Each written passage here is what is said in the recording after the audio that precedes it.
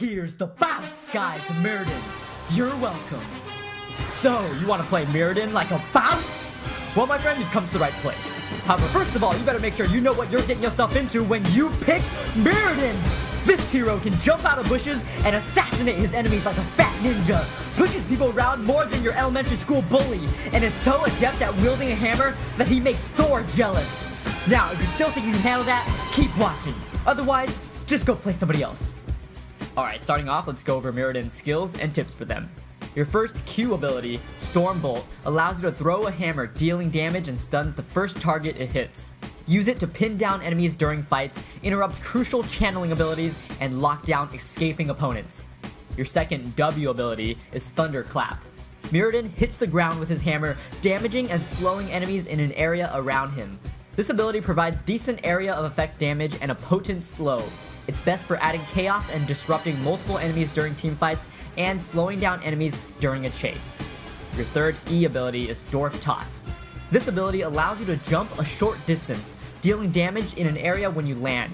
It's great for ganking lanes, surprising enemies by jumping out of a bush, jumping on high priority targets in a teamfight, chasing down enemies, and escaping from fights.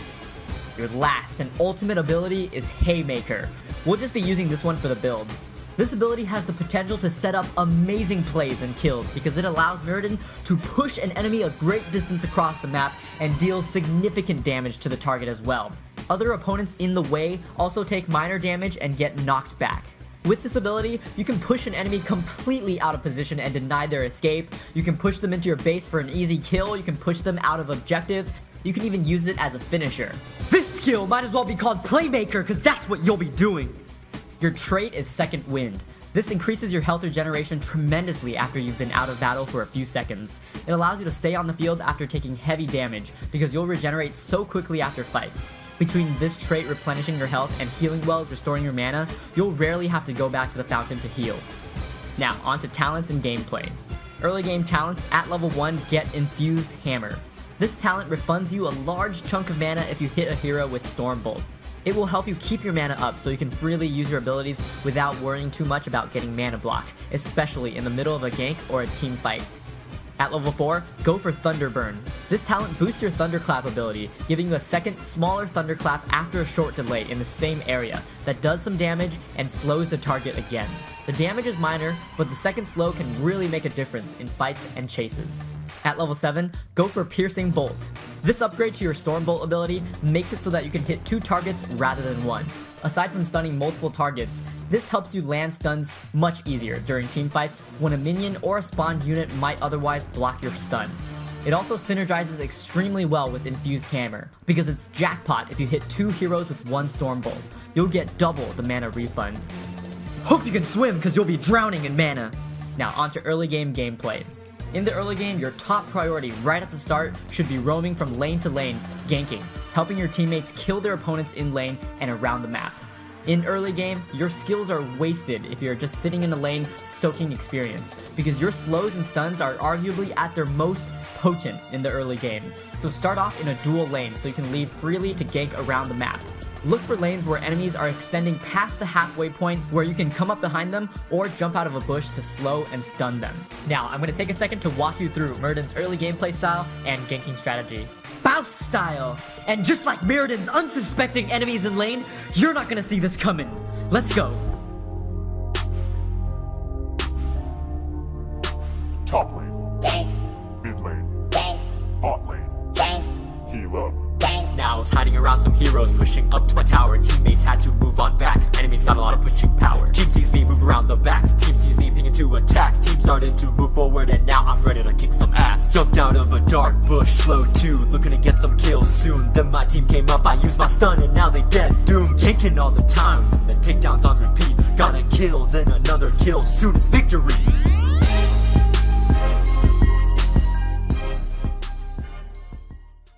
In order to gank effectively with Muradin in the early game, communicate with your ally in lane that you are coming to gank.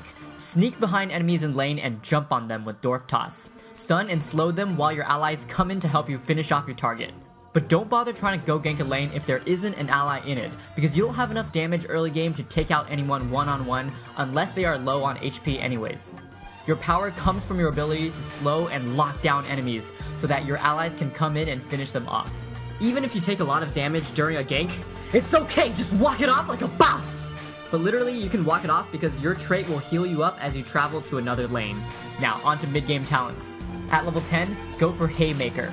This ability gives you such incredible damage and utility, and makes you magnitudes times more dangerous in any engagement. It's built to heavily disrupt enemy positioning. If you push an opponent to a bad spot or to a group of teammates, they're dead meat. The damage on it is great and can be used as a finisher if necessary. However, always be mindful of where you aim the push, even if you intend to use it as a finisher, because you don't want to accidentally push an enemy to safety. At level 13, grab Burning Rage. This constant area of effect burn will help tremendously with clearing minion waves and mercenary camps, as well as increase your overall damage per second in teamfights and engagements. Now, onto mid-game gameplay. In the mid-game, roaming is still your top priority, and plays mostly the same, except now you'll have Haymaker, which makes you even more dangerous than before. Now you can jump out behind enemies and push them backwards towards your allies, completely denying any chance of escape.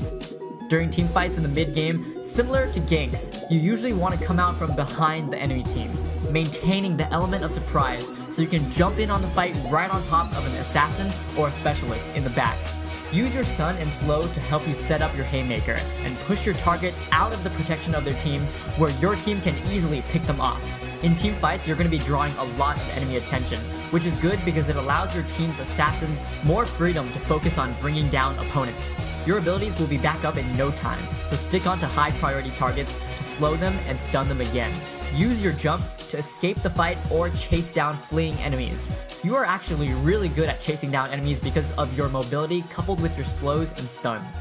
Outside of fights, you can do mercenary camps or wipe enemy minion waves easily with your area of effect abilities, Thunderclap and Burning Rage, although you should be constantly looking for opportunities to gank and team fights to help in. Now, onto late game talents. At level 16, get Dwarf Launch.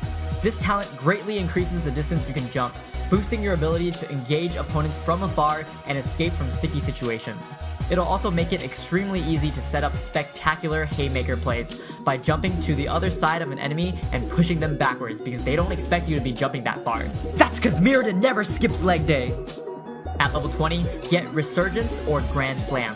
Grand Slam is amazing because it essentially doubles your ultimate, allowing you to store 2 charges and use it twice in a fight. The 25% damage increase is also significant because the base damage is already so high, and this will allow you to assassinate squishier heroes since they don't expect you to do so much damage. Resurgence of the Storm is always a great pickup at level 20 if you're dying a lot or playing from behind. Instant respawn every once in a while is incredible to have. Now onto late game gameplay. Late game gameplay for Muradin is all about disruption. Your goal is to create hell for your enemies during fights. You also excel at chasing down fleeing enemies and initiating ganks on unsuspecting enemies while roaming with your team. Dwarf Toss and Haymaker are your best friends late game. Use them to jump out of bushes, over walls, onto your unsuspecting target and push them way out of position or to where your teammates can pick them off, and sometimes you'll just be able to straight up kill them. Teamfights play similar to mid-game, but with your increased Dwarf Toss range, it'll be much easier to jump onto assassins or specialists and destroy them with Haymaker. Stick onto high priority targets one at a time and bring them down with your slow and stun. Move around the fight with your Dwarf Toss to intercept any fleeing enemies or engage onto another target. Mercenary camps and enemy minion waves should both melt under your Thunderclap and Burning Rage damage, so you can lead mercenary camp captures or minion wave pushes when there are no fights or ganks. Alright, now that's it for this Bouse Guide to Muradin. Get out there, dazzle your team, and wreck your enemies because that's what Bouse Muradin is all about. And on a real note, I hope you guys enjoyed this video and find it both helpful and entertaining. If you like this and want to see more, show some love by liking, commenting, maybe sharing your own success or failure stories with the guide, and of course, subscribing.